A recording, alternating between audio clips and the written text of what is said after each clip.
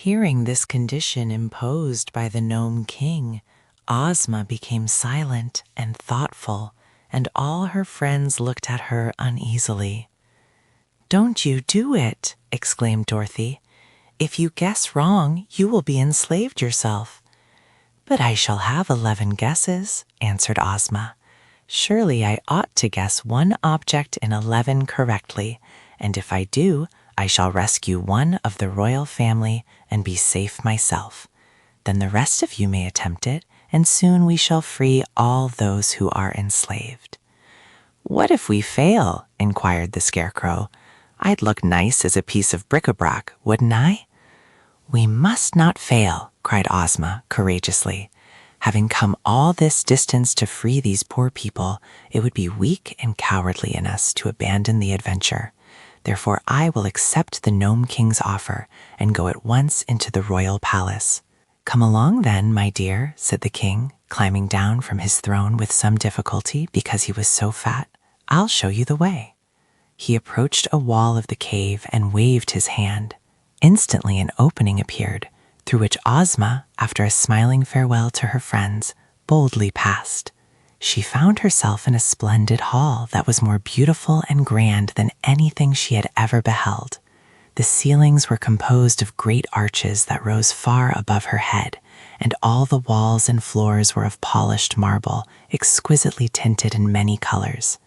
Thick velvet carpets were on the floor, and heavy silken draperies covered the arches leading to the various rooms of the palace.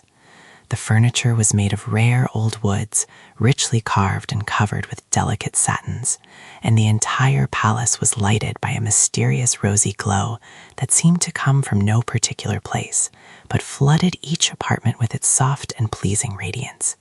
Ozma passed from one room to another, greatly delighted by all she saw. The lovely palace had no other occupant, for the Nome King had left her at the entrance, which closed behind her, and in all the magnificent rooms there appeared to be no other person. Upon the mantels and on many shelves and brackets and tables were clustered ornaments of every description, seemingly made out of all sorts of metals, glass, china, stones, and marbles. There were vases and figures of men and animals, and graven platters and bowls, and mosaics of precious gems, and many other things. Pictures, too, were on the walls, and the underground palace was quite a museum of rare and curious and costly objects. After her first hasty examination of the rooms, Ozma began to wonder which of all the numerous ornaments they contained were the transformations of the royal family of Ev. There was nothing to guide her, for everything seemed without a spark of life, so she must guess blindly, and for the first time the girl came to realize how dangerous was her task, and how likely she was to lose her own freedom in striving to free others from the bondage of the Nome King.